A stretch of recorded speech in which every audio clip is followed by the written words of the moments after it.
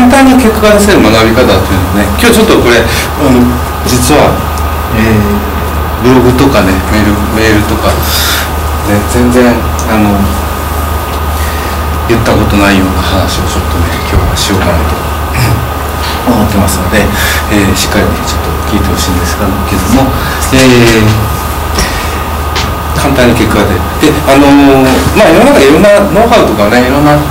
研修の先生とかいると思うんですけど、もちろんね皆さん素晴らしいんですが、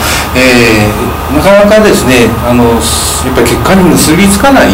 研修、僕も今までいろんなものを受けてきて、やっぱりそういうことが多くてですね、じゃあどうしたらいいのかっていうことがこういうことだったっていうことなんですよ。